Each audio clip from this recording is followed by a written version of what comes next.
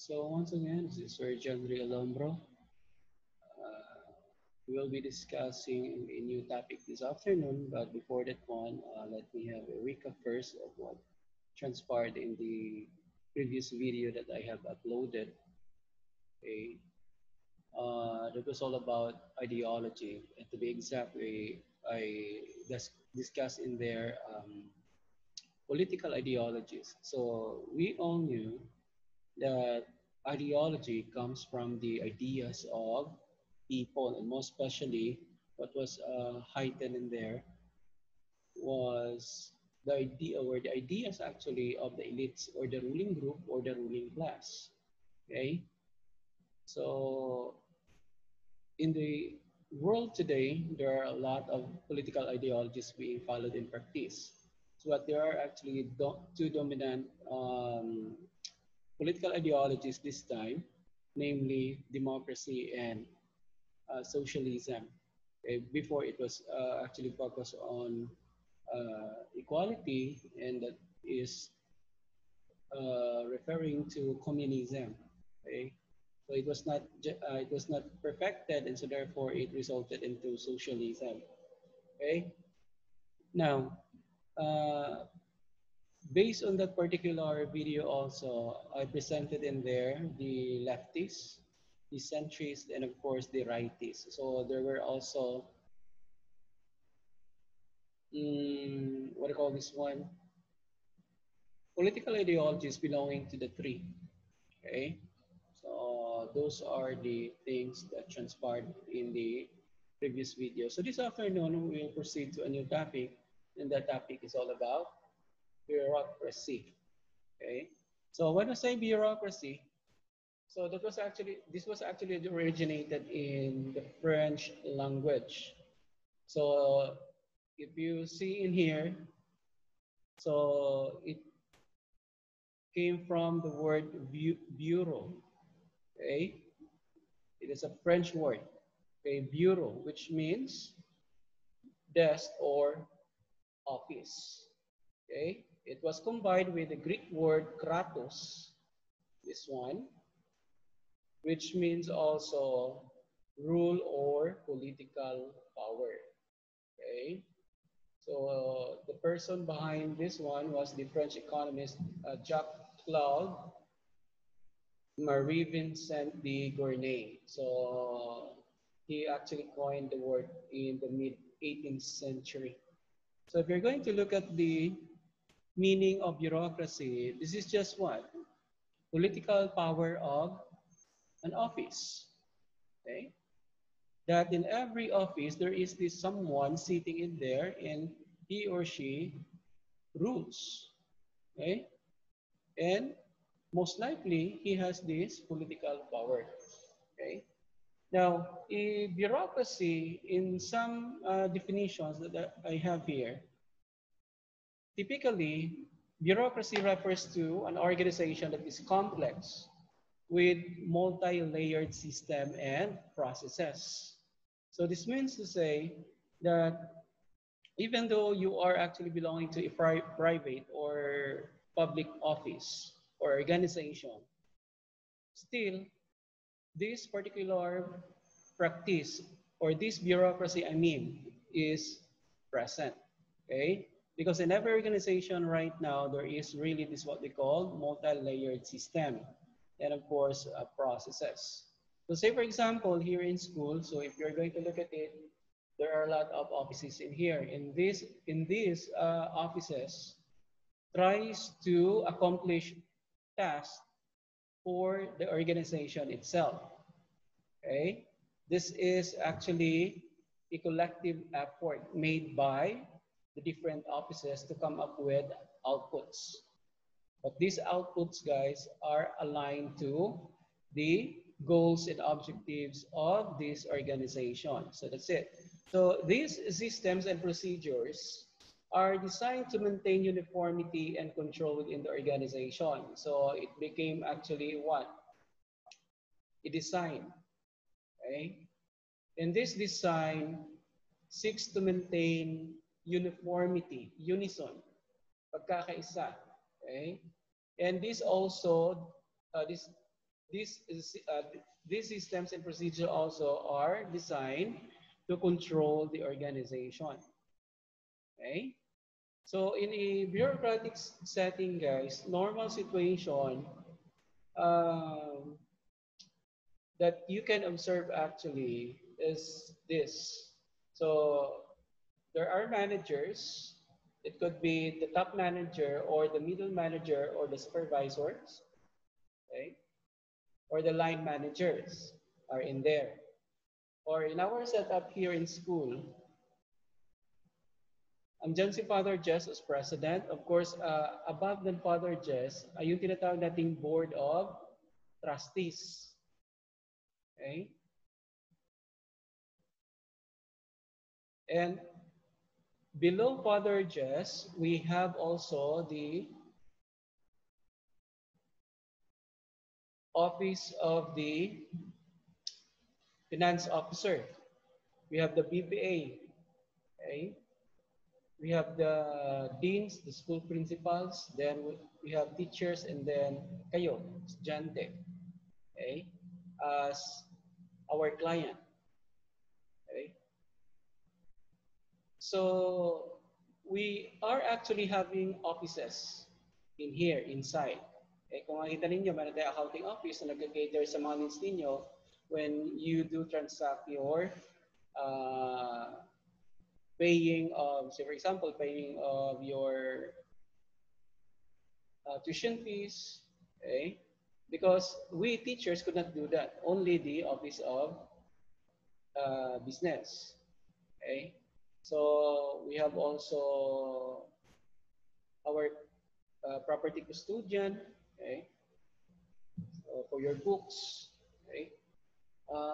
We have the dean's office, we have the principal's office. So they have actually is this what we call the specific functions, okay, na ginagampanan po dito sa school, okay, at lahat po ng task nila ay nakabase po yan sa goals and objectives po ng school, which is to give equality education. Okay? Now, aside from that, if bureaucracy describes the established methods in large organization, or most likely nakikita talaga natin ito sa gobyerno. Ang pinakamalaking bureaucratic organization po sa bansa ay ang ating gobyerno. Okay, take note, ulitin ko lang, na ang bureaucracy po ay present po sa bawat organisasyon. Okay? So, mayroong iba't ibang departments, or there is this what we call compartmentalization. Okay? Now, according to Peter M. Blau, in his Bureaucracy in Modern Society na book, he defined actually this term as a type of organization designed to accomplish large-scale administrative tasks by systematically coordinating the work of many individuals. So it is really a collective effort. So we do have tasks inside the organization, especially by the admin. But these tasks are actually what? Being coordinated, okay? To, or being delegated, okay? Being delegated through to the different offices in the organization. And these different offices actually are having workers, okay? And the workers actually work for the accomplishments of that particular large-scale administrative task. Okay, so that's it. So that's according to Peter M. Blau. So for Negro and Negro, okay, according to them, bureaucracy is the specific form of social organization for administrative purposes. So there is always this what they call admin. Okay. So in every organization, social organization, there are people working for it. Okay. Separately working, okay, divided to accomplish things for the organization. Okay. According to DIMOC or DMOC, bureaucracy is reflected in a certain specific forms of organizational behavior. So what is the focus here of DMOC is this one. The organizational behavior. In this organizational behavior, guys, depends on the philosophy, the goals and objective of a particular organization. So who brought the organizational behavior? Of course, the people working inside, the people who are actually owning it and those people working in it. Okay, so there is always this presence of the following. So we have the hierarchies of division or specialization, fixed way of doing things, and professionalization. So if we're talking about hierarchy, so ito yung sunod-sunod ng mga matataas na opisyal hanggang sa baba. Okay? So dapat sino yung president, kilala mo. Sino yung vice president, kilala mo rin. Sino yung nasa middle manager, o yung managing, at saka sa line management, I mean. Okay? So ayan. Of course, since mayroon po tayong tinatawag nating departments, so we are being subdivided. Okay?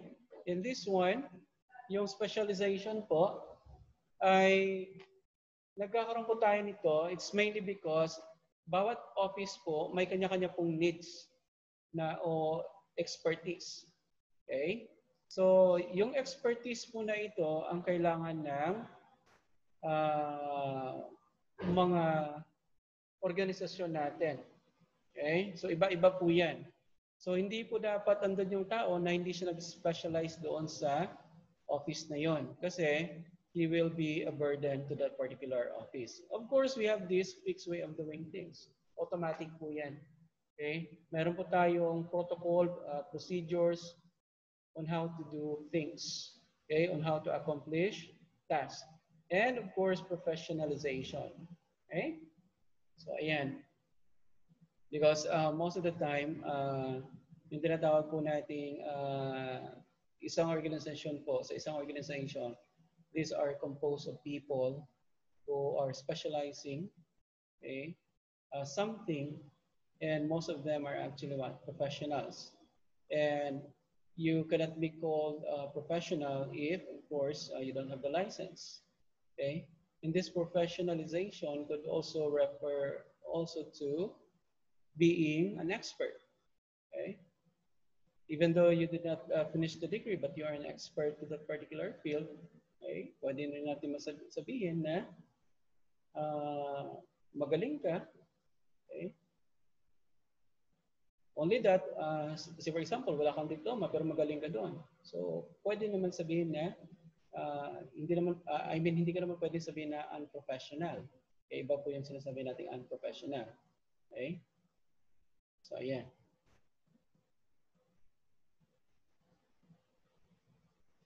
So, for Socorro S. Espirito, according to this Filipino sociologist, sinabi po niya na yung bureaucratic structure in the institutions are not necessarily confined to political organizations. Normally, kasi hindi lang naman po talaga sa government po ito nakikita, kundi pati na rin po sa tinatawag nating mga private sectors, okay? Private establishments. Okay? So they tend to develop wherever it is necessary to coordinate the activities of many people. So in here, bureaucracy offers both an efficient mechanism for reaching institutional goals and the danger of allowing the mechanism to appear more important than the service it is supposed to perform. Okay? So, basta po meron po tayong organisasyon, meron po yung goal and objectives, okay? May filosofiya po yan na ino-observe, okay? Pina-practice, may goals po yan, may mission po yan, ika nga. Okay? So, kapag ka ito ay kailangan ng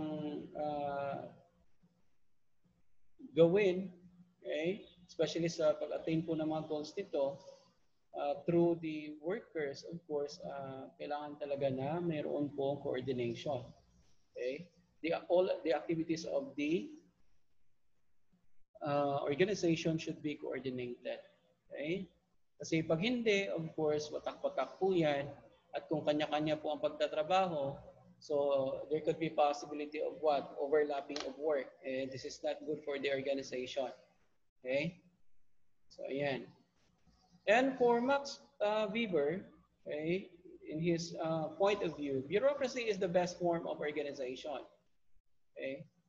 So as an organization, it substitutes a role of law based on the whims of those who happens to govern. Okay? So nakadepende po yan kung sino daw yung nagli-lead. Kung magaling talaga yung leader, siguro sa kanya magiging successful. Excuse me. Magiging successful yung organization talaga. Okay? And para sa kanya, ito na talaga ay yung pinakamaganda, pinakamagaling na form ng organization. Kasi siguro sa tingin niya, maraming offices at itong mga offices na ito, mayroong mga specific jobs, okay, na pini-perform. Okay, leading to the success of the organization. Okay, and that depends on the leaders actually, okay, na meron ito. So let's go now to the basic concepts of bureaucracy. So yun po yung mga definition, and I think these are also definitions given by different proponents or author. So bureaucracy is a specific form of social organization for administrative purposes. So meron na po tayo ng kanina. Bibigyan natin din itong tinatawag nating definition given by Marshall E. Gaimok again. Okay. So bureaucracy is reflected in a certain specific forms of organizational behavior. So ayan. Yung kanina po, professionalization. Diba? So, ngayon, personalization. Okay, medyo nagkaroon ata ng problema dito sa inputting. Okay? So, ayan. So, I think tapos na natin to kanina, and itong kay Dr. McFarland na lang. Okay? So, bureaucracy is that type of hierarchical organization which is designed rationally to coordinate the work of many individuals in pursuit of large-scale administrative tasks. So there is always this what we call collective effort. Okay, so this collective effort by the workers can bring an organization to its success or failure. Depende po kung magaling masyado yung mga workers o hindi magaling masyado yung workers o hindi po alam ng workers. Okay, so nakadepende rin po yan. So hindi ko naman pwede sabihin na success na lang lahat. Kasi po, there's always a chance for the organization to fail. Depende po sa tao na andoon. Okay? Now, when it comes to the development of bureaucratic organization, so I'm just going to give emphasis to the civilization, okay, that we have. Okay, prior po na nagkaroon po tayo ng tinatawag natin bureaucratic organization. So sinasabi dito ng isang sibilisasyon dapat ma-attain yung tinatawag nating a certain degree of maturity. Okay, bago po lumabas. Okay? O ano yan? May panganak yung tinatawag nating bureaucracies. Okay? To exert a significant influence in the life patterns of people in a society, because these different organizations that we have in the society also affects our life patterns because there are do and don'ts, okay, be followed. So the institutions in society must be differentiated in terms of the role they play.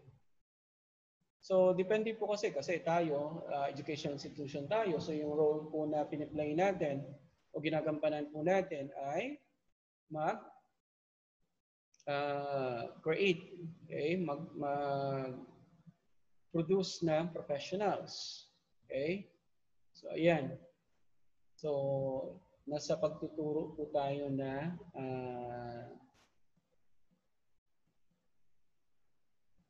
institution, na linya, I mean. Okay? So, ayan. So, differentiation takes place along functional lines. So, depende na rin po kasi pwede naman natin sabihin na yung Notre Dame at saka STI, pareho naman na school. Okay? Educational institution naman ito. Pero of course, sa loob po ng isang organization, may mga changes din po dyan. May mga difference din po sila. So, in terms of course, yung tinatawag nating rules and regulations, yung guidelines po, okay, yung school policies, yung composition. So, STI or VMC and Notre Dame are so different actually. Okay? So, pagdating po sa tinatawag nating expertise o kung saan siya tinatawag nating mas strong, okay? Yung strength niya, iba kaysa sa strength ng STI. Yung strength ng NDTC, iba din sa BMC. Okay? So, ang ginawa example po natin dito, according kay Mitchell, so, he stated in here that the separation of the economic function from family is one. Okay? So in this sense, the family is no longer the locus of production of goods and services. Instead, such activities are centralized in specialized institution. Now, take note, hindi naman po kaya ng tao na gawin yung lahat ng gusto niya. Say for example, mag-produce po ng pagkain o mga bagay-bagay. So hindi po yan kaya ng isang tao lang. At hindi kaya ng tao na mag-produce ng ganun kadami. Kasi yung technical know-how po ng tao ay limited lamang. That is why, pagdating po dito sa tinatawag natin production of goods and services, may mga institutions po talaga na nag-specialize. Okay? Na kung saan sila ay nakakatulong po na magkaroon ng stabilization, okay, yung isang komunidad. Kasi pag walang stability in terms of economy, so that could be a big problem for the government, okay, or for a state. So, pag kanya-kanya po tayo gawa ng mga goods and services at walang nag-specialize po ng mga institution, so pahirapan po ang talagang meron tayo na buhay. Okay? Kasi, say for example, gusto mong kumain ng tinatawag nating pritong isda. So, ang gagawin mo, pupunta ka sa lake. Di ba? Manghuli ka doon ng isda. Tapos, pag nahuli mo na, paliskisan mo, kunin mo yung mga laman loob, and then, ayun, ipiprito mo, and then kakain ka. Whereas, tinatawag nating realidad na meron tayo. So, yung isda, hindi mo na talaga kukunin pa from lakes or from the sea. Kundi may mga institutions po, okay, or organizations na kung saan sila na po yung nangingisda kasi yan yung expertise po nila. Okay, parang ganoon lang po. Okay? So ayan, yan yung gustong sabihin ni Scott at saka ni Mitchell. Okay? So ayan. So, balik lang tayo dito kasi bibigyan natin din yung civilization. So yung society po natin, dumaan po sa transition. Okay? So yung una na society na nag-exist dito sa mundo ay yung tinatawag nating hunting and gathering society. So before, the people are called nomads. Nomadic people. Okay? Sorry for that. Nomadic people. So when we say nomadic people, they are barbaric people and they used to transfer from one place to another just to look for abundance of food. Okay?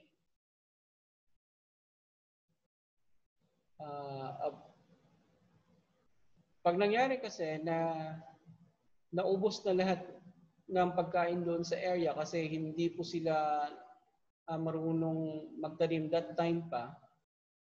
So kung ano lang yung andoon guys sa paligid nila na pwede nila makain, so yun lang ang makukuha nila. So hanggang dun lang. And then after that one, na po konti na yung nakikita nilang pagkain, so lilipat na naman sila. So inevitable din na nagkakaroon sila ng away. Kasi pagdating nila sa isang area, baka may nauna na sa kanila. So ang mangyayari doon, kung hindi sila i-welcome, so automatic magkakaroon sila ng digmaan. So kung sino matalo, so sa kanya yung mga pagkain doon sa area. Okay? So those are nomadic tribes. Okay? So most often they are called barbaric people. Okay? So sanay sila sa patayan. Okay? Just for them to survive actually. Okay? So anong ginagawa po doon? Hunting. Okay? And gathering of wild vegetation. So yun po ang trabaho nila. So yung tinatawag natin bureaucracy that time, hindi pa po nag-i-exist. Okay? Yung kasunod nun ay yung tinatawag nating fishing, herding, and pastoral society. Okay? So, yung mga tao po na nanirahan sa malapit sa mga anyong tubig, mayaman po sa isda. So, doon na po sila nag-settle and then of course naging hanap buhay na rin po nila yung pangingisda. Kaya nga tayo nagkaroon ng fishing society. Aside from that, we have also this pastoral society o yung tinatawag nating herding society. So yung herding or pastoral society, so ang mga tao that time, pinaamo nila yung mga hayop na wild. Okay? So hanggang sa na-tame na nila, so nagkaroon na sila ng chance ngayon na mapadami yung kanilang hayop. So hindi na sila more on hunting. Okay? And of course, we have the horticultural society. So dito, marunong na silang magtanim guys. So nagbubungkal na sila ng lupa. Okay? And then, they are just only using hand tools in this time. Okay? So, kailan po tayo nagkaroon ng bureaucracy? Okay? Yung pag-emerge po na tinatawag natin bureaucracy. So, nag-emerge po yan noong panahon na kung saan ang society natin ay tinatawag ng agricultural society. Because that's the time that we consider staying in a place. Mainly because the ancestors that we have found out na kaya pala nilang mag-produce ng pagkain. So, nung nalaman nila na prove na nila guys na pwede nilang itanim yung mga kinakain nila, kaya pwede silang magparami, okay, ng kanilang ani at sila lamang ay mag-stay po doon sa isang area. So, at that time, nung nagkaroon po ng realization na gano'n, okay, so automatic nagkaroon na po sila ng mga, what do you call this one? Permanent residency. Okay? So, ayan. So, nagstay na po sila sa isang area. So, dito na pumapasok yung tinatawag nating emergence of bureaucracy. Bakit? Dito na rin kasi lumabas yung tinatawag nating iba't ibang mga institutions or organizations. So, ganito kasi yung picture nun. Okay, para maano. So, nung nagstay na sila doon, kasi alam na nila magtanim, alam na nila mag-produce ng kanilang pagkain, so nagkaroon ngayon ng other hobbies yung ibang tao. At nagkaroon yung iba ng tinatawag natin mga specialties or specialization. So until such time na nagkaroon na po ng division. Okay? So kung expert ka dito sa paggawa ng ganito, so dito ka. Pag expert ka naman dito sa line na ito, so doon ka. Okay? Hanggang sa lumabas na po yung tinatawag nating division of labor. Okay? So the agricultural society is considered as the dawn of civilization. Okay, so yun po. So habang tumatagal guys, okay, yung paglalagay nila doon sa area, so dumarami din yung tao of course. Kaya dumarami din yung tinatawag nating interaction at umusbong din yung iba't ibang mga organisasyon. Okay? So, dito na pumasok yung tinatawag nating bureaucracy. So, yun po. Okay? So, ayan. So, according to Max Weber, experience tends universally to show that the purely bureaucratic type of administrative organization, that is, the monocratic variety point of view, capable of attaining the highest degree of efficiency, and is in this sense formally the most rational known means of carrying out imperative control over human beings. So, of course, pag may rules and regulations ka na sa iyong organization, that means to say, pag member ka ng organization na yun, obliged ka po na i-follow yung tinatawag nating rules and regulations at yung standard norms na meron siya, yung do and don'ts po. Okay? So, that's how they control human beings. Okay? Through the different bureaucratic procedures, policies, okay, processes. Okay?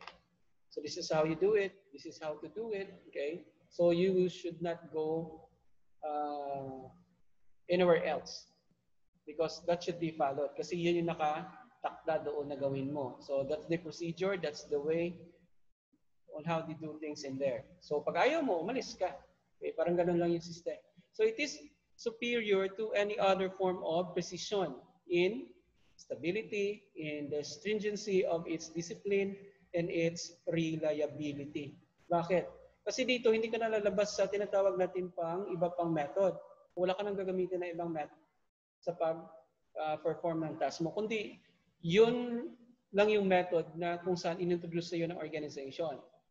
Okay? So, kasi kung kanya-kanya po tayong ways of doing things na wala po tayong tinatawag na standard procedure on how to do it, normally, okay, nagkakaroon po tayo ng failure. Okay? So, wala din pong unison in terms of output. So, it does makes possible a particularly high degree of calculability of results. So, ito na yung sinasabi ko.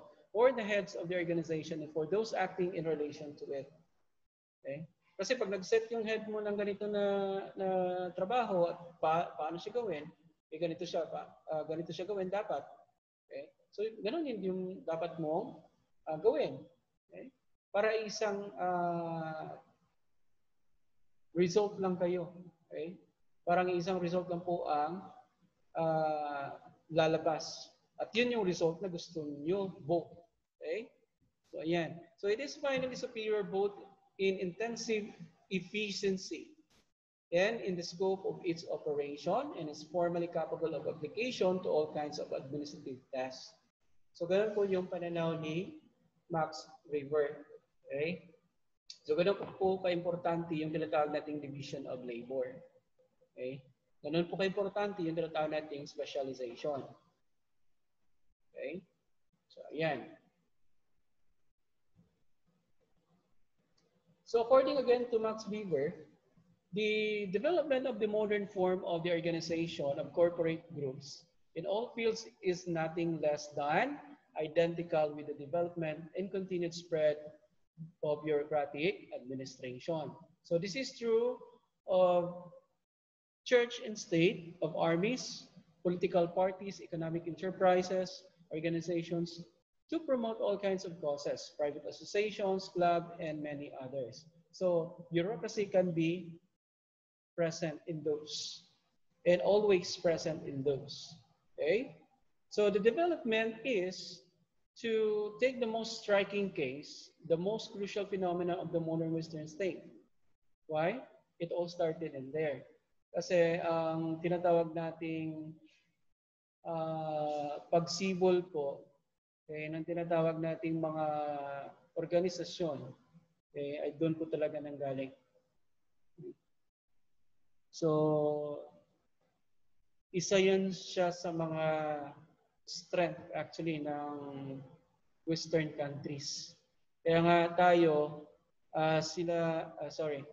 sila noon medyo angat na. Tayo dito, hindi pa nga tayo na civilized. Okay, ganun na sila ka-advance doon. Tayo, hindi pa tayo sibilisado dito. Okay? And for bureaucratic administration,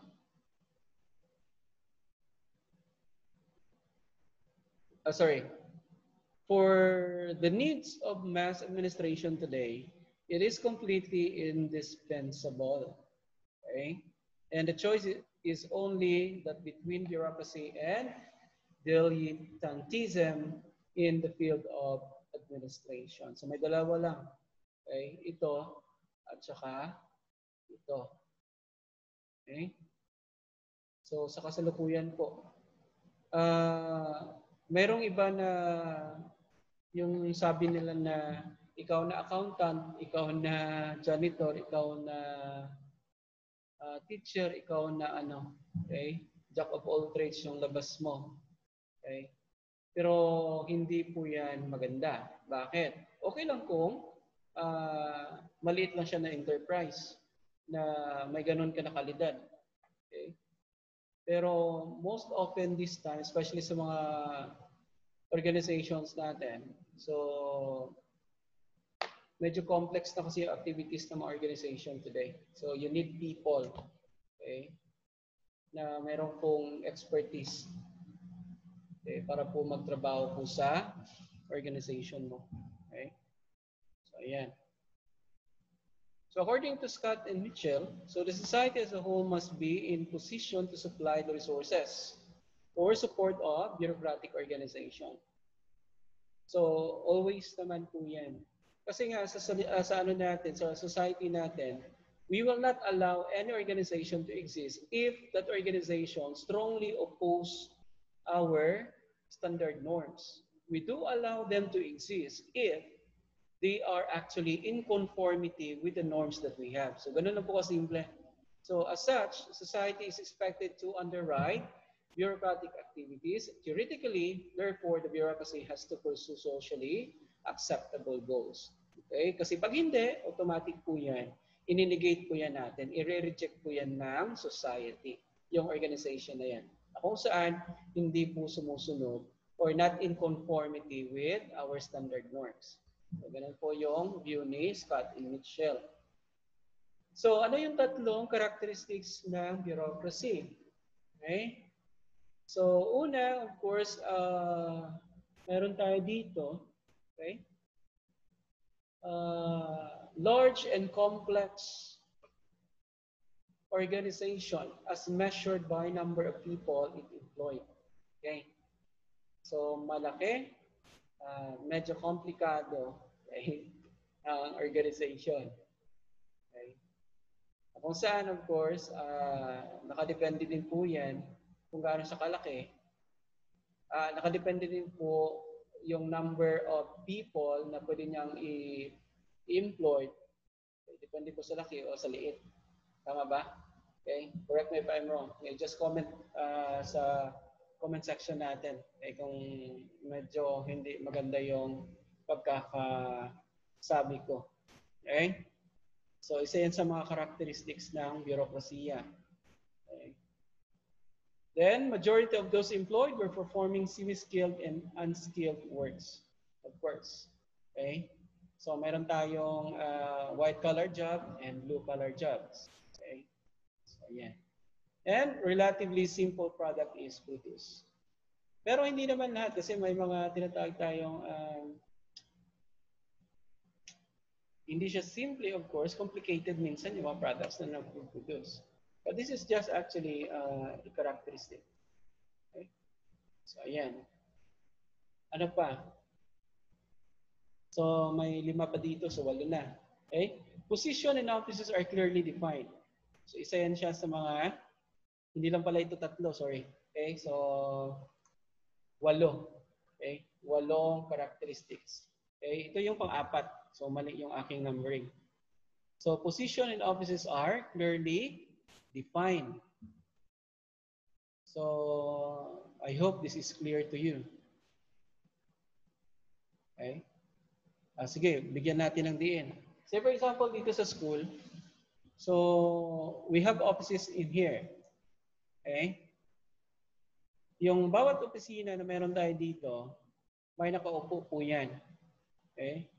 At ang bawat upuan na yan, meron po yung tinatawag nating qualifications. So hindi mo yan makukuha guys, yung office na yan pag hindi ka qualified. Of course, there are some instances na nakukuha kahit hindi ka qualified mainly because of nepotism. Okay? At uso yan po yan siya sa tinatawag nating gobyerno. Okay? Or even in some private organizations. Then we have also number 5, the hierarchical arrangement of authority, rights, and obligations are specifically drawn. Okay? So meron po tayong top to bottom na arrangement of authority. At nakasaad din po dyan yung karapatan natin at saka obligasyon natin towards our fellow workers, towards the organization. Okay? Yan.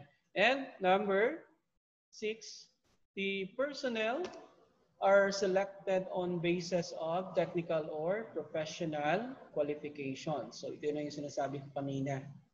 So put people or put right people in right places in the organization.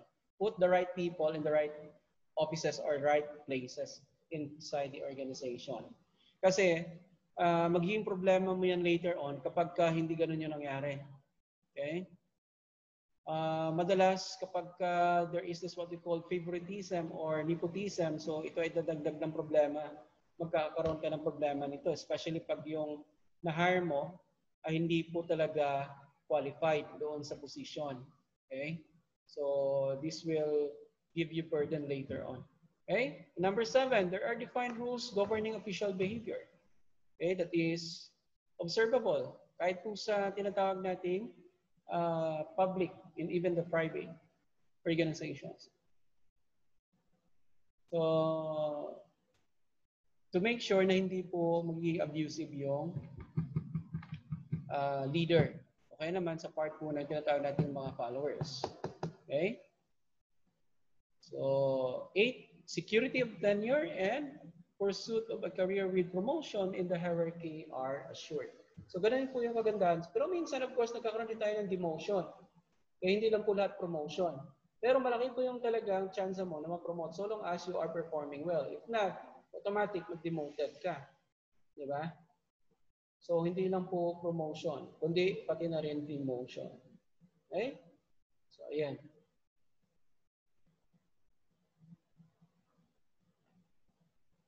So ito na yung bibigyan natin ng diin. These are considered as important or essential characteristics po talaga ng bureaucracy in the Philippines. Dito po yun sa Pilipinas na setup. Yung kanina kasi, dito, okay, ito siya. Itong mga to. Okay. Broad po kasi ito. Okay. So ito, dito lang yan sa Pilipinas. Ayan. Unahin natin. Okay. Vulnerability to nepotism. Yan. So ano bang sinasabi natin nepotism? Kanina ko pa binabanggit. Ito po yung practice dito sa Pilipinas na kung saan kalimitan nangyayari. Okay? Dahil po sa kilala, kamag-anak, okay? Magkaibigan, so sila yung pipiliin. Despite the fact na mayroon pa sana doon na mas qualified pa. Okay? Kaso sabihin niya, okay, kaya mo naman yan siguro. O siguro. You're not so sure. Okay? So, ayan. Pero minsan, yun talaga yung napapalo, guys. Kasi nga, mas malapit sila.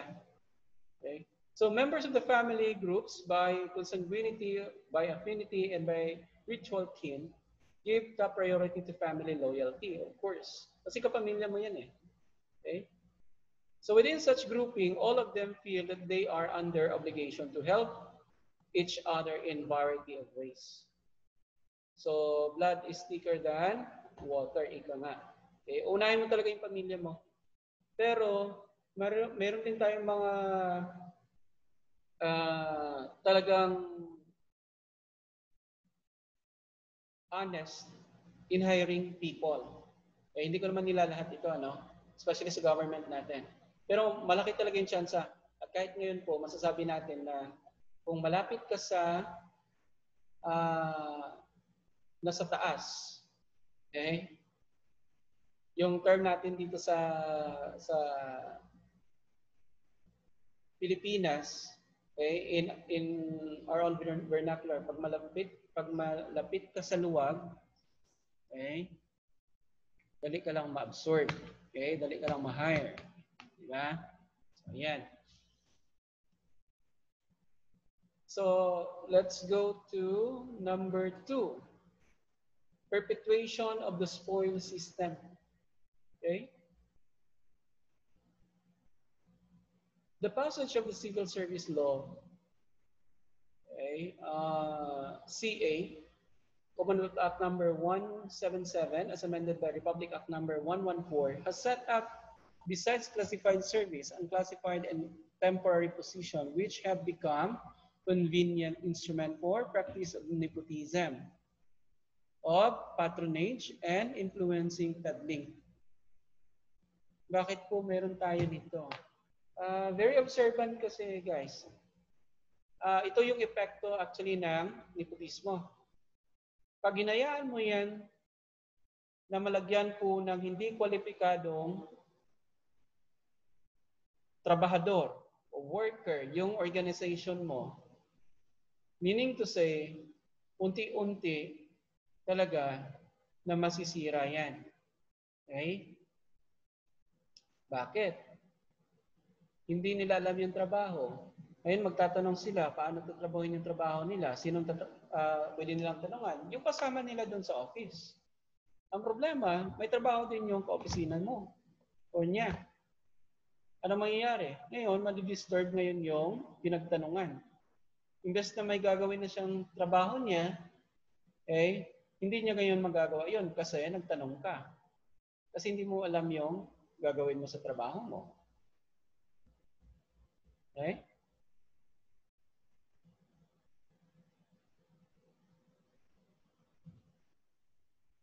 So may mga patronage din tayo dito na na-mention, ano? Okay? So sabihin natin atin yan, dapat papasok yan. Okay? So itong civil service law, okay? Very important po yan. So ito ay inuunti-unti natin. Okay? I just don't know how they intensify this one this time, yung campaign po. Okay, para po tuluyan ng magkaroon ng tinatawag nating sulit na workers yung isang organization, especially sa government po natin ngayon. So andyan naman po hanggang fourth affinity or consanguinity lang naman po. Okay? So at least apat na degree. So hindi pa pwede. Kung ikaw mayor, nasabi ko na yan last time sa inyo, kung ikaw mayor, so hindi mo dapat i-hire yung iyong asawa, okay, na mag-stay siya doon sa office. Okay? Kasi bawal na bawal yan. So, ayan. Unless na lang siguro kung doon na siya dati pa, may position na rin siya. Okay? Pero hindi dapat siya talaga mapunta doon sa kung saan pwede madali pong manipulahin yung mga bagay-bagay. Ano, tama, hindi talaga pwede. Yung asawa mo. Kasi tama, first degree siya. Okay? Yung anak mo, hindi rin. Especially pag ikaw ay nasa isang mataas na katungkulan. Okay? Ayan. So yun pala, tama. Okay, fourth degree of affinity and consanguinity. So number 3, apathetic public reaction to bureaucratic misconduct. So ito yung very obvious sa atin dito. Okay, ganun naman eh. Ay, dati na yan. Bakit mo pa ano? Pinupuna natin, pero it seems that it become a part of normalcy. Okay? Ay, hindi lang naman siya yung gumagawa niyan eh. Marami pa. Okay? Ayan. So the people look upon the phenomenon as concomitant result of the increasing complexity of government, a method of political promises to the unemployed and unemployed segments of the population.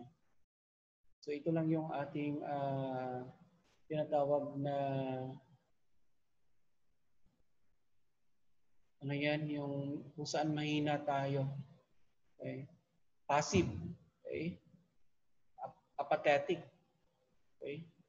Very passive tayo. So, buti nga, may presidente na nagaling na dito sa Mindanao in the person of Duterte. Kasi po sa mga previous po ng mga administration, mahirap makakita ng mga taga Mindanao. Okay? Lalong-lalo na dito sa Sultan Kudarat na nakita mo talaga na andun sa kalsada. Okay? Nagdi-demonstrate.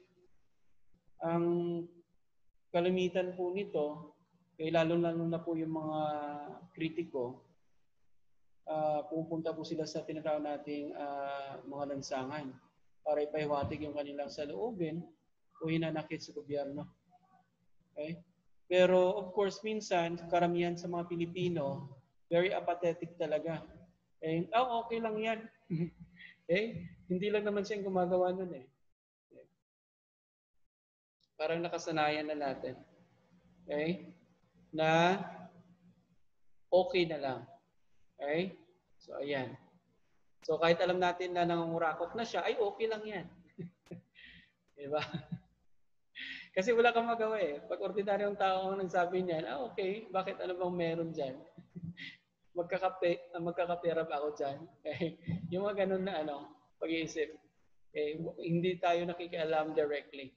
So, hinahayaan na lang natin na matapos yung ginagawa nila. Okay? Pumupuna tayo pero hindi ganun ka-intense. Okay?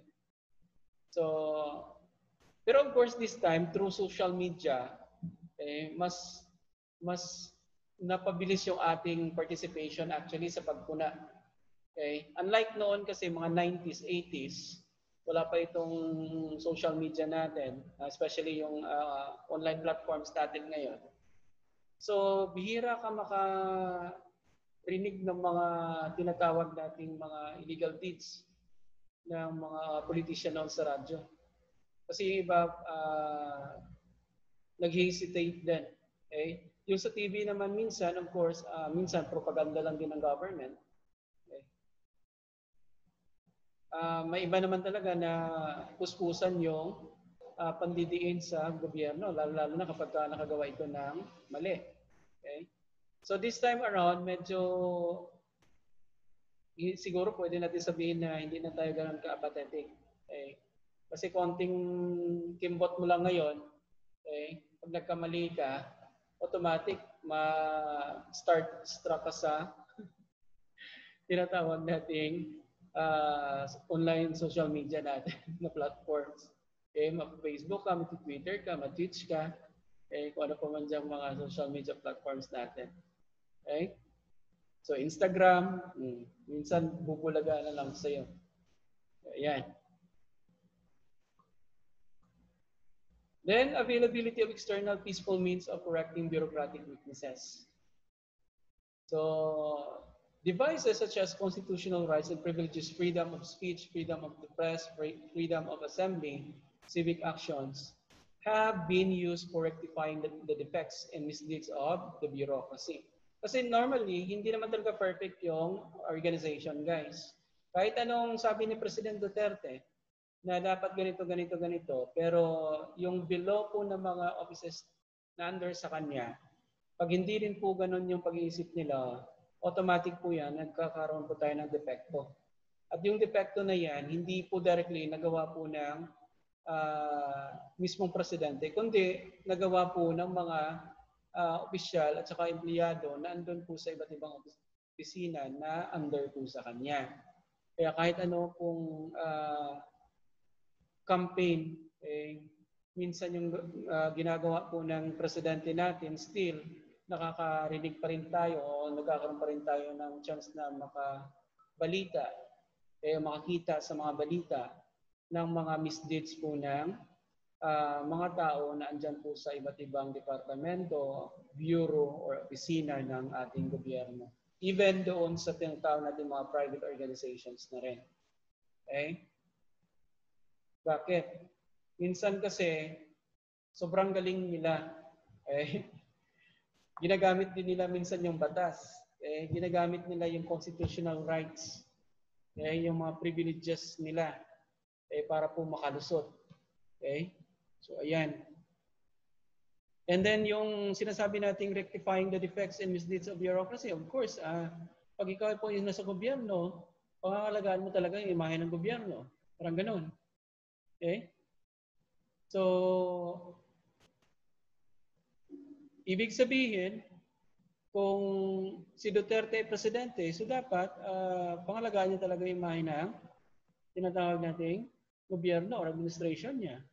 Pero of course, hindi lang po siya ang directly gumagawa nito. Okay, marami po pong iba. Yung iba, taliwas naman ang ginagawa. Okay? So, ayan. And number 5, survival of historical experience. Okay. So ito po yung isa sa mga characteristics ng Philippine bureaucracy. Bakit?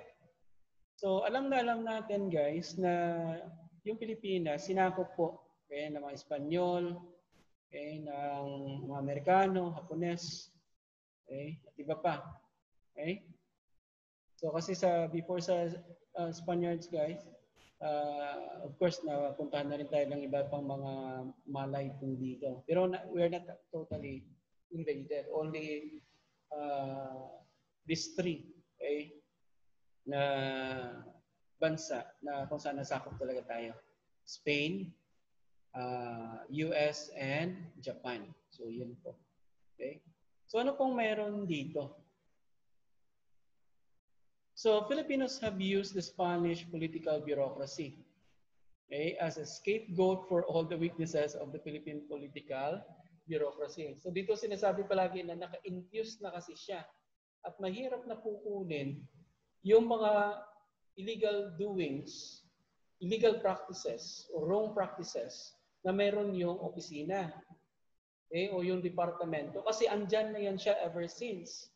So kahit mismo si Duterte guys, nagsabi na yan na hindi siya maniwala na walang bilihan ng boto during election. Kasi siya mismo, ginagawa niya rin yon. At yan po ay nangyayari na kahit noon pa man. Okay? So, ito yung isang masakit na realidad kasi mismo sa presidente na rin na nanggaling.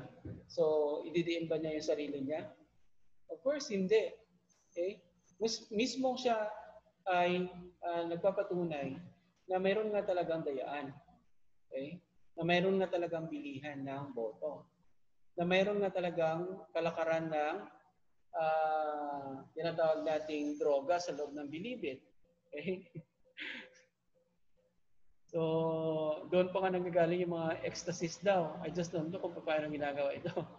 Okay? So, may may anay doon talaga sa mga tinatawag nating institutions natin. Okay? At yung anay na ito, guys, mga anay na ito, unti-unti nilang sinisira yung opisina na yan or departamento na yan. Okay? O yung institution na yan. Maraming gustong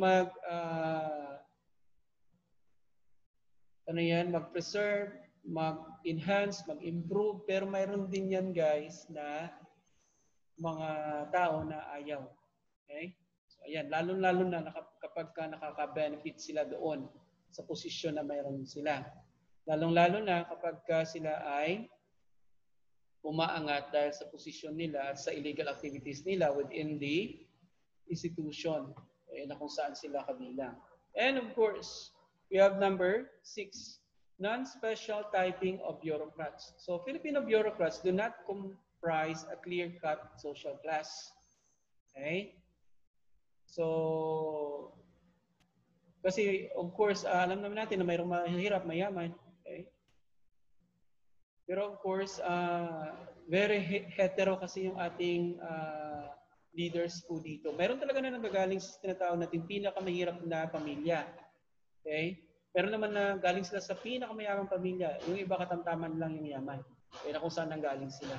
Pero they are still bureaucrats. Okay? So other occupational groups do not look upon civil service as a special calling reserved to a special class or groups of persons with specific habits, skills, motives, interests, prerogatives, values, and symbols to consciously pursued, promoted, and protected, respected, or assailed. Thus, according dito, Filipinos bureaucratic organization consists of persons with varied family backgrounds, aspiration, educational training, and work experiences. So yan po yung kabuuan ng composition po ng ating bureaucracy.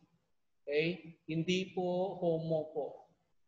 Okay? Homogeneous. Hindi siya homogeneous, kundi heterogeneous. Okay? Iba-iba. Nanggaling po sa iba't ibang antas or social class. Okay? Then we have also number 7, lack of independence from politics. So this is really observable.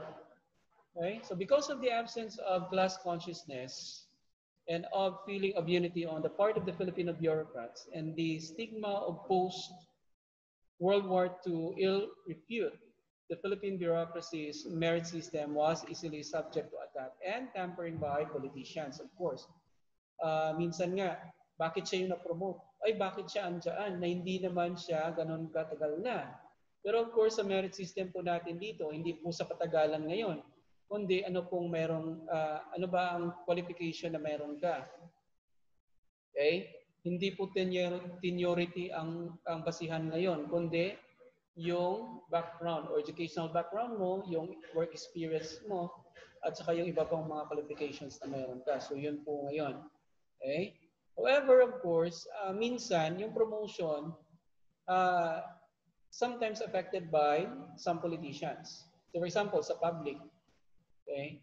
Bakit si Mr. A ang pinromote instead kay Mr. C or kay Mr. B? Okay? Kasi most of the time sabihin nila, ay kasi magkadikit, magkasanggayan sila ni mayor, ni congressman, ni governor, di ba? May mga ganon. Okay? So minsan sa private na institutions, ganon din minsan. Okay? These are all subject to attack and tampering by politicians. Okay? Kahit na wala silang direct relations doon, pero pag ang manok ni ganito-ganito ay ang siya mag-a-apply, so automatic nagkakaroon ngayon ng biases. Okay? So they work through the legislative and executive branches of the national government. Most of them. Okay?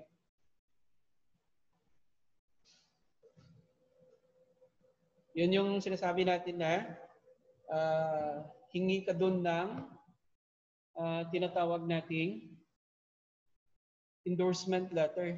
Yan. Yan yung sa practice po natin dito. Okay? So I experienced this one, okay, when I tried to apply in the DPWH before. Okay? So hiningan talaga ako ng endorsement letter. Okay? So galing sa isang politician. Okay? Doon ako nagtaka guys kung bakit ganun. Na andyan naman yung papers ko, hindi nga tiningnan. Pero of course, luckily, nakakuha din ako ng tinatawag nating endorsement letter sa isang politician. So this was really true. Ito talaga ito totoo. When I applied in one of the departments of our government. Okay. So minsan nakakatulong siya, minsan nakakadismaya din. Okay. And number 8, okay, essential instrument of social change. So of course, so in spite of its weaknesses, the Philippine bureaucracy's function in the nation building will be as big as, complicated, and as demanding as the function of the whole society itself. So primarily, it will have to be a tool for innovations. So yun naman talaga yung function niya. Only that, kung magsistick pa rin tayo to what we have and we are really stagnant, so wala to po mangyayari sa bansa natin. Okay? So, we have to be very innovative this time. Okay? Para po matugunan yung dapat tugunan, solusyonan yung dapat na solusyonan, ma-improve yung dapat i-improve. Okay? Hopefully, okay, later, magiging ganap na highly industrialized country na rin tayo soon. Okay, soon. 100 years from now. Okay, kasi hindi ganun kadali, guys, na maging industrialized country.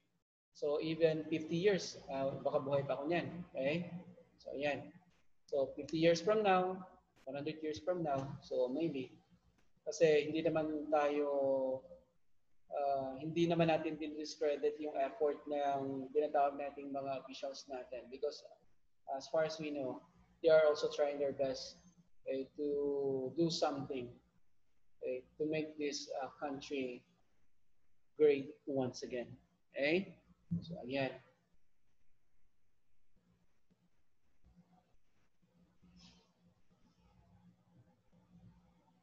So, ito yung mga problema natin. Okay? Sa tinatawag nating national development. Okay, gusto nating i-transform yung ating government or yung state natin into industrialized country. Pero, of course, nagkakaroon tayo ng tinatawag nating bureaucratic resistance to change. Kasi yung iba, guys, they have this what we call conservative way of doing things. Okay? So, say for example, yung problem natin last time sa tinatawag nating paglobo po ng populasyon. So, some of the politicians or representatives that we have in the Congress proposed a bill, okay, and that bill was called Republic Health Bill. Okay? At marami pong nag-oppose talaga noon. Okay? Even sa part po ng tinatawag nating simbahan. Okay? And even sa part ng iba pang mga mambabatas, of course. Okay? So we have also number 2, socio-economic, political, and cultural, ecological constraints to administrative change. Okay, so affected din po tayo nito. Kaya minsan hindi tayo umuusad. Okay? At may mga tendencies lang talaga, depende rin po sa tinatawag nating priorities po ng government natin and the officials that we have. Kung yan ba ay, say for example, sa cultural and ecological aspect natin. So, pagpalagay natin yung issue sa mining. Okay? At yung tinatawag nating discrimination. Okay? So, sa mining po kasi, say for example, yung SMI, yung Sagittarius Mines Incorporated, na kung saan isa siya sa mga malalaki din dito sa Pilipinas, isa po itong copper mine. Okay? Copper Mining Corporation. Okay? So sa Tampakan area po yan siya. So last time when I was still in Marbel teaching din there, okay, nagkaroon po sila ng proposal that they would conduct this what they call open pit mining. Okay? Pero hindi po sumang-ayon doon yung local government po ng South Cotabato. Kaya hindi po natuloy yung open pit mining doon sa Tampakan. Okay? So ayan. Isa din po yan sa mga constraint. Pero kung maganda lang naman sana, actually nag-present pa nga sila doon last time sa gymnasium kung paano nila gagawin yon. So may mga experts po sila na in-invite at saka yung experts na rin ang galing sa corporation na yon. Okay? Kung saan in-explain nila doon kung ano yung gagawin ng activity pag sinasabi nating open pit mining. Okay? So, maraming nag-raise ng concerns nila. Okay? Yung iba nabahala. Okay? Dahil baka naman daw mangyari yung hindi inasahan na flood. Okay? Once na ma-erode po lahat. Okay? Dahil po lahat ng lupa, okay? At mawasak yung foundation. Okay? Yun yung ayaw mangyari ng administration sa Cotabato sa South Coast noon. Okay? And political, of course, marami. Okay? Minsan sa tunggalian, okay? Lalong-lalo kapag ang presidente natin at saka yung vice presidente ay hindi po magkaalyado. Okay? Tingnan nyo na lang nangyayari, walang tinatawag nating suportahan. So, kanya-kanyang balyahan. Okay? Kanya-kanyang tirahan na lang. Okay? And of course, problems in the transfer of technology and adoption. Okay? So, ayan. So, ngayon, medyo sophisticated na yung mga technology na ginagamit po sa agrikultura natin. Kasi wala na ako halos nakikita na mga nagtatanim yung nag-aani ng palay. Eh, sa time kasi namin, I used to work in the farm before. So, kami pa yung nagtatanim ng palay. At the same time, kami din po nag-aani ng palay. So, this time, may mga machines na po tayo. Okay? So, very efficient din yung mga machines. At saka, mas malaki yung kinikita ngayon ng tinatawag nating owner ng land. Kasi nga, konti na yung cost. Okay? Operating cost, ika nga. So, mas madali pang malagay sa sako. Kasi before, grabe. Okay? So, talaga masasabi mo na hindi ganun kabilis yung paglagay ng palay sa sako po. Okay? So, ayan. So, ito yung mga types ng behavior ng Philippine bureaucracy. Okay? So, conformity to policies. Okay. Wala tayong problema dyan. Okay? Kasi yan na. So, yun na. Okay? And, of course, pag sinasabi po nating human behaviors, very complex po yan. Okay? Hindi po natin minsan alam kung anong iniisip ng iba. Okay? Bakit sila may ganoong actuation, bakit ganon yung behavior nila, okay? Bakit ganon yung reaction nila. Okay? Kasi po, magkakaiba po talaga at unique po yung behavior natin bawat isa. So according to Cardero and Panibio, the behavior of human beings is largely influenced by the structure and function of the social organization in which they live. Okay? So totoo naman. Okay? Of course, meron pa rin mga deviant behaviors, ika nga. Okay? So despite na meron ng norms na sinusunod, so nagkakaroon pa rin tayo ng mga deviant norms. Okay? Or deviant behavior, I mean. Okay? So, kaya nga, meron pa rin mga illegal activities within the organization or institution. Okay? So, ayan. So, we always conform to policies kasi takot tayo ma-penalize. Okay? So, preference towards continuity and routinization. So, ito yung hindi maganda kasi walang innovation na nangyayari dito, walang enhancement, walang improvement. So, kung ano na yung nakasanayan, yun na. Kasi, nakakapagod na mag-change. Okay? Ng procedure, ng ways of doing things, okay? Ng protocol. Okay? So, parang ganun. So, routinary na siya, ika nga. Kung ano ngayon yung tinatrabaho mo, especially pag nasa government ka, okay? Araw-araw, yan talaga yung tatrabahuin mo. Okay? So, number 3, loss of self-direction or self-assertion. Okay? So, minsan wala tayong aggressiveness, okay, na gawin yung dapat gawin. Okay? Minsan nawawala tayo sa tamang landas. Nawala tayo sa tuwid na daan. Okay. And, ayan, politically supportive. Of course, makikita naman natin yan. Okay? Na kapag manok mo, eh naglalaban-laban pa ka minsan. Okay? Kasi ganun tayo ka-intense in terms of our support. Okay? Supporting politicians, supporting the project, supporting the activities of the government. Okay? So, eto. I think ito na yung last slide natin. Yes. So the Filipinos are status-oriented. Okay? So medyo prone tayo dito, guys. Okay? So authority figures determine, okay, to a large extent the satisfaction or frustration of Filipinos' aspiration for social acceptance, economic security, and social mobility. So ito minsan ay nakakabahala, of course. Okay? Kasi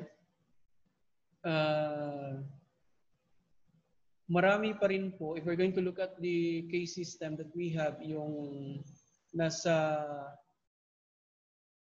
lower class natin, medyo nasa 70% pa, at more than 70 plus pa ata. Okay? And then yung middle class natin, nasa around mga 30%. More than 30%. Sorry. Nasa 20, almost 30%. Okay, almost 30%, nasa 20 plus siya. Okay? Yung higher class natin, yung elite class natin dito sa Pilipinas, only 1% actually. Okay? Kaya yung ratio po natin hindi ganoon kaganda. Mas marami pa rin po dito yung mahirap at sobrang mahirap. Okay? So, yun ang nakakabahala. Kasi hindi tayo minsan nagkakaroon ng equal chances. Okay? So, yung social mobility natin, hindi din ganun kabilis. Depende po kung saan ka nanggaling. Say, for example, mahirap ka ngayon, naging middle class ka, and later, nagkaroon ka ng chance na umangat, so naging mayaman ka. Pero, most likely, ang totoong mayaman sa Pilipinas ay nasa 1% lang po. Okay? According po yan sa stat natin. And when it comes to economic security, ito rin po ang problema ng karamihan. Okay? So, bakit? Ang dami po walang trabaho, especially this time. So, marami na walang ng trabaho dahil sa pandemic. Okay? So, nagkakaroon tayo ng mga frustration. At the same time, ginagawa din natin minsan yung frustration na yan na inspiration. Okay? Kaya sabi natin, kapag umaga, pag uminom ka ng kape mo, sabihin mo lang, para kanino ka bumabangon? Okay, Char. Okay? So, ayan. So, other characteristics of Filipino bureaucrats are the following. Bahala na. Okay? Bahala na ang system. Okay? Saka na. Okay? Ito yung ano ang term dito? Yung saka na.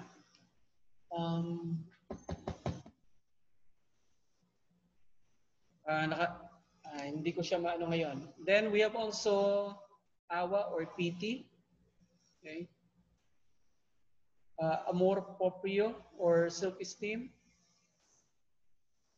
So yun po yung mga other characteristics po ng Filipino bureaucrats. Okay. Ano nga itong sakana? Yung pagpaliban mo ng mga gawain mo, procrastination. Yes. Yung tinatawag natin procrastination. So this greatly affect the Philippine bureaucratic behavior. So greed, laziness, and ignorance are among the vices that have weakened the bureaucratic system here in the Philippines. So while the people afflicted with these vices constitute less than 1% of the entire civil service in the Philippines, they have tainted the vast majority of honest, selfless, and dedicated government workers. Okay? So marami naman talaga na honest, selfless, dedicated sa trabaho sa gobyerno. May ilan lang talaga na o some. May ilan lang talaga na gumagawa ng kabalastugan. Okay, na hindi po nasa-satisfied sa mga sweldo nila. Okay, kaya yung iba gumagawa ng mga milagro. Okay? So ayan.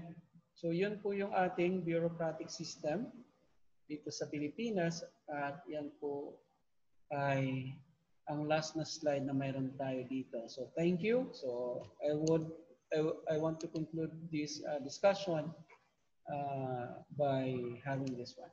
So if you are going to sin against God, not the bureaucracy. God will forgive you, but the bureaucracy won't.